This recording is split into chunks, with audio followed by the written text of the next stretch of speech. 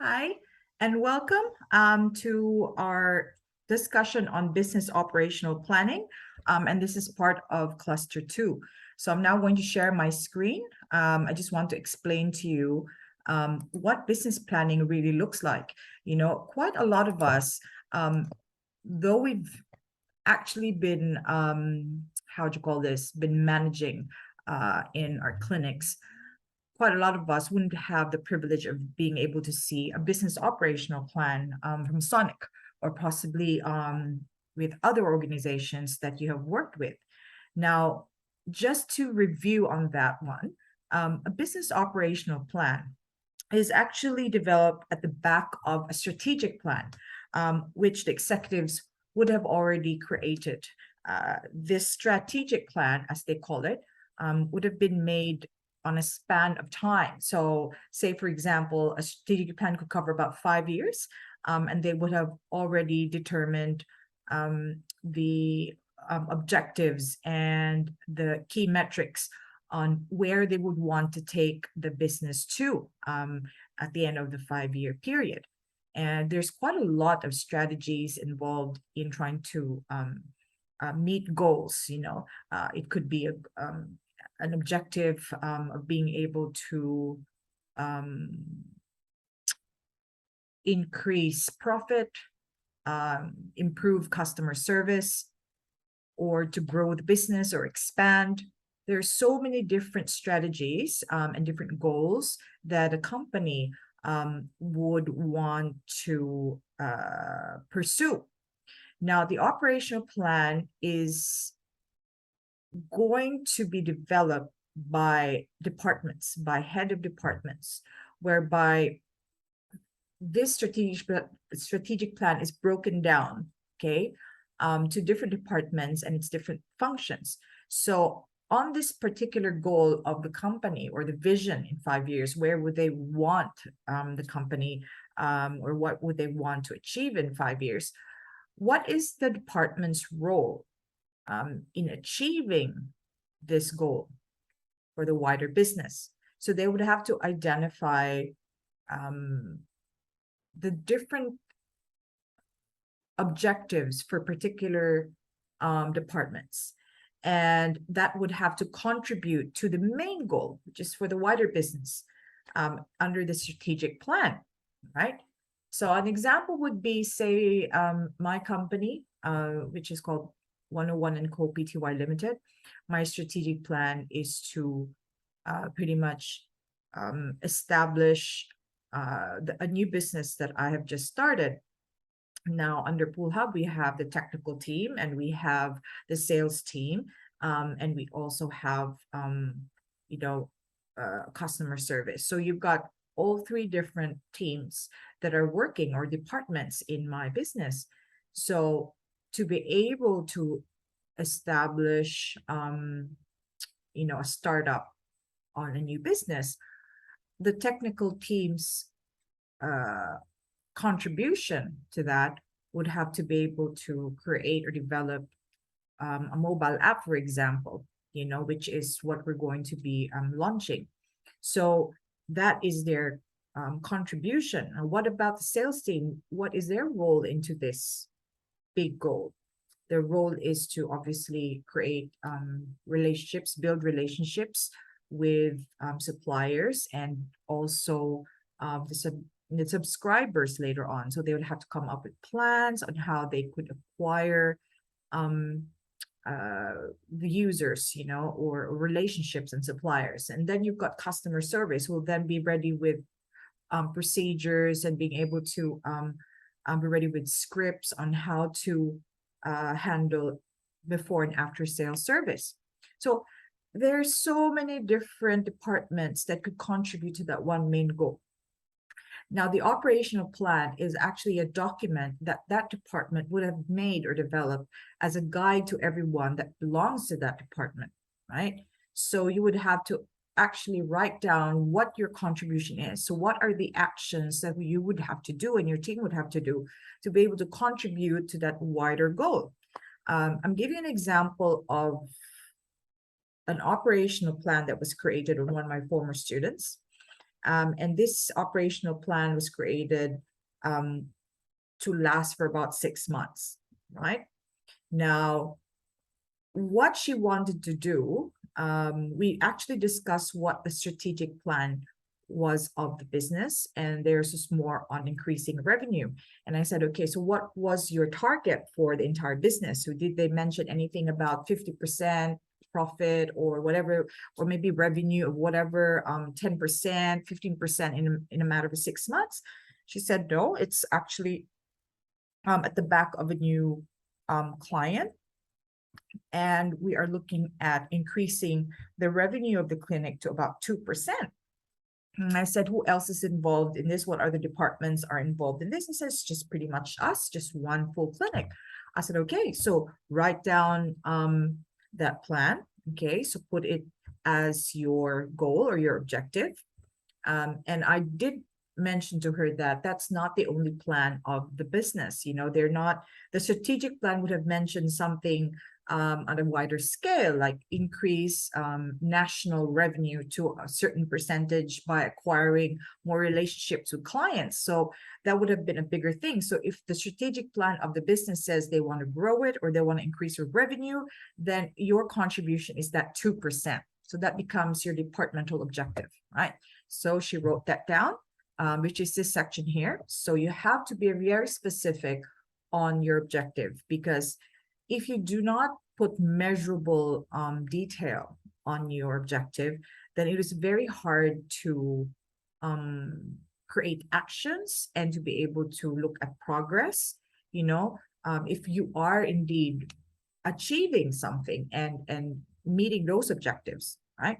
So the first one is that. So what would you want to contribute? What would you want to be able to achieve? The second column here is about strategy. And really, to make it even simpler, what are you going to do? That's the strategy, all right? So what is your plan? How are you going to do it? So the better word to use is how, okay? So how are you going to increase clinic revenue by 2%? So then you would have to provide certain actions, okay? So say, for example, develop a current business relationship via numerous channels, like with networking events, client communications, cold calling, word of mouth. So she's trying to put all the actions there that would support and that would help them achieve that objective. Now that's the strategy. So how? The next one is what you call the deliverable. Okay, it's not too clear here, but it's actually called the deliverable. A deliverable is what you're going to see, okay? What you're going to see after every action that you make, okay, to be able to achieve the goal. So say, for example, on the strategy, she said that she would want for them to develop, you know, several other businesses in different channels and network. Okay, so what is it that they would then see? It could be a report showing that there is an increase of business, okay, and then current clients are retained. Okay, so there's a report that will state that, say, for example, at the moment we have about 70 clients. We would like to see that there is an increase of 2% of that number or more, okay, on that report. So what is it that you're going to see at the back of the actions that you're going to do, or the strategy that you're going to do, right? So why are we putting deliverables? Because if you don't have something tangible to let you know that you have completed an action, you won't be able to measure it, you know? So you have to have something tangible, something you can see, or even you can hear, you know, you know, read, okay, to say that you have completed that action and it is now going to be, it's going to lead you towards meeting that main objective of yours. Now, of course, responsible people will be the people who will be very active in completing those actions or those strategies, making that happen. Okay, and don't forget the other stakeholders involved that will help you give the right tools and resources to complete those actions, right? It could be, you could even include other departments there. Like if I were to increase my revenue, I'm going to need a finance department to tell me, you know, how things are going, to give me that report.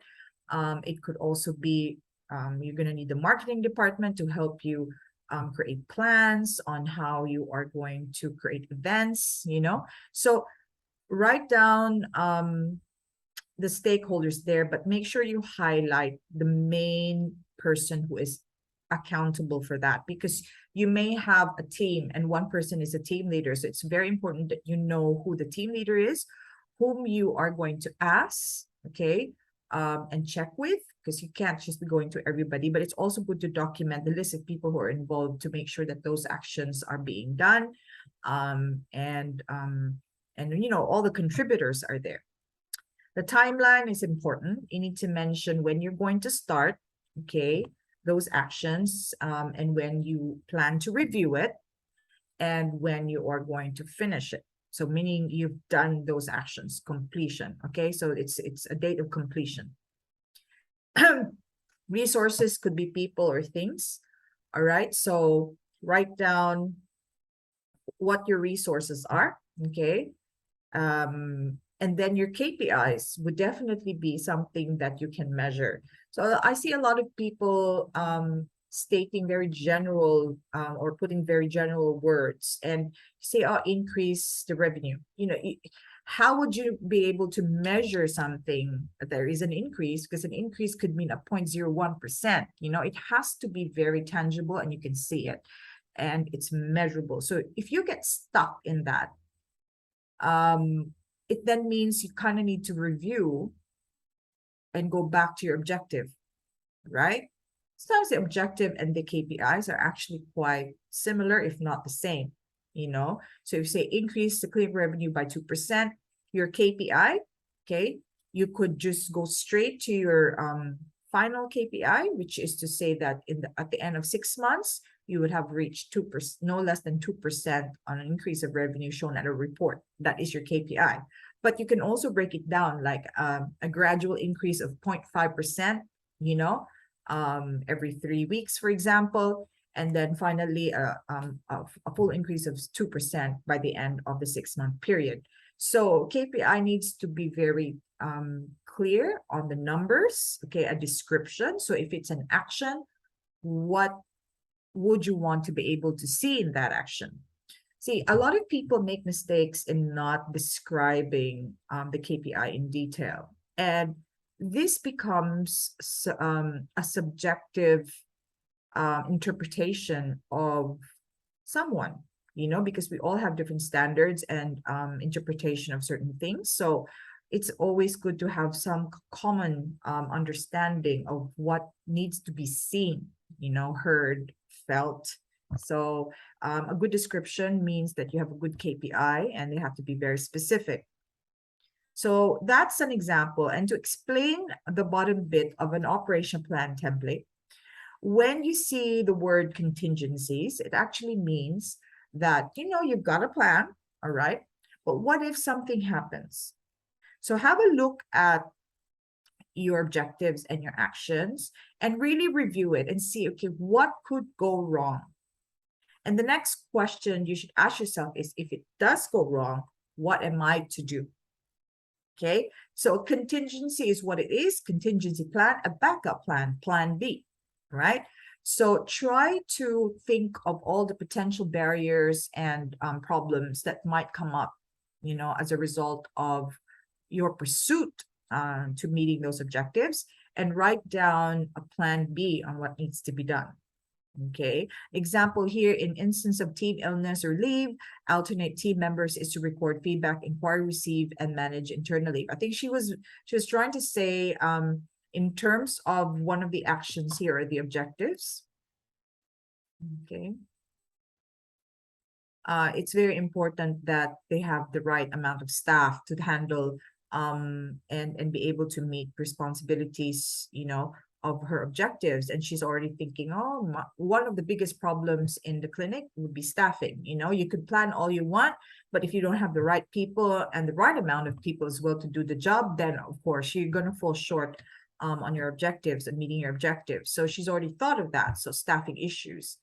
And then she's also mentioned about networking events, because she said that one of the actions there was to have or hold networking events. So what are you going to do if another pandemic happens, or, you know, there's a disruption? So she's already planned to go through video conferencing platforms or virtual events, which is a pretty good contingency plan as well. So you don't stop when you think there's a barrier. You kind of try to find ways of going around it. So that's contingency.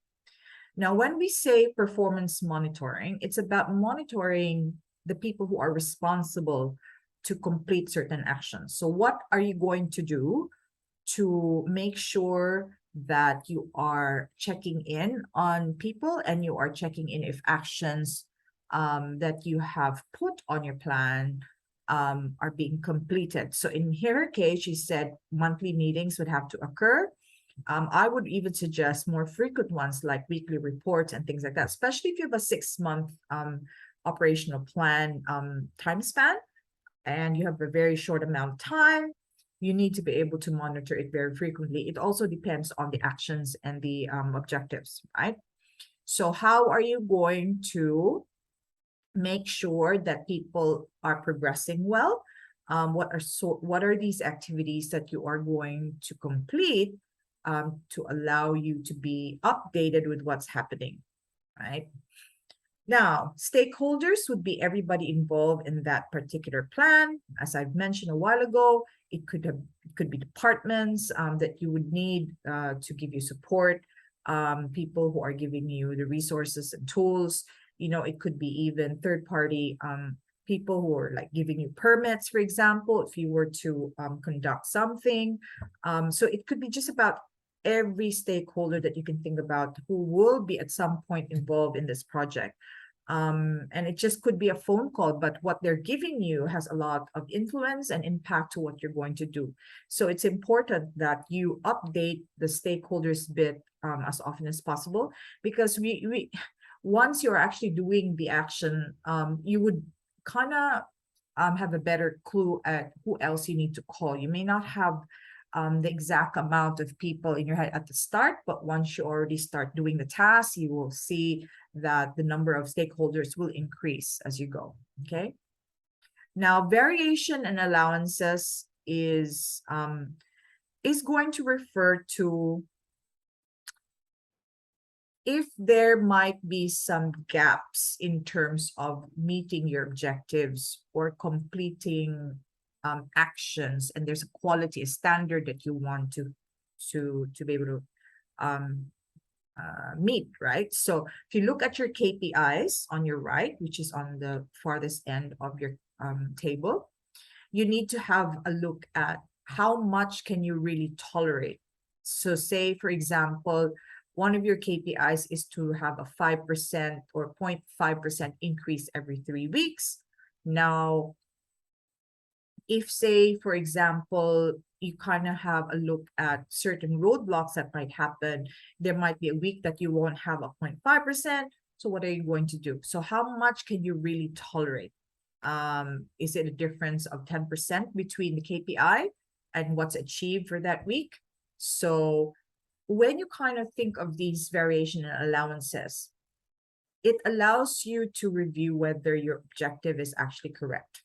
Because what if your tolerance is very low? So even if you reach like 1.9%, but the impact of that, the consequence to you is that, you know, you would fail on your performance review, or it is still a failure because you just didn't hit that 2%, then I think you should increase your goal, you know, because at this point of the form, you would have already thought of all the potential barriers and issues that would occur under the contingencies section, right?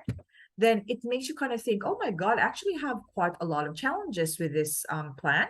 So I might as well increase my target so that it allows me to have a bit of an allowance between the target and to what I think is more achievable. So it's so important that you fill this form from top to bottom, because really there is a reason why these sections are being placed at the bottom, because it makes you kind of think again, review what you've just done, and see if there are any changes you need to do. Okay. What if the budget? Okay, so there is a set budget for every plan. So if the plan requires you to have a 20 grand budget, how much of that can you go over the budget? Okay. And how much in terms of time, like if you have 6 months to achieve a 2% increase, how much time can you add to that? Would you be able to delay it a little bit to about 7 months? So that is also a variation and allowance. Okay, so it's not just about money, and it's not just about numbers on the KPI like targets and things like that, but it can also mean about time, and can also actually mean quality, right? So variations and allowances, you have to describe that. And the reason why you have to put that is it makes people understand how important each goal is. It makes them kind of also know that you put a lot of consideration into the realities of challenges to be able to achieve a certain plan. So you need to put that down. Okay. Now, acquisitions is about what do you want to gain out of this, and what do you need to have to be able to gain or beat the objective. So there's two components in it. Acquisition is about what you're going to gain out of doing these actions, such as new relationships or business relationships, a certain amount of revenue, and probably acquisition of new business, new partnerships. So these are acquisitions. Acquisition is also about buying something new, which will be included in the budget. Okay, so you need to acquire like possibly a venue, or a new office.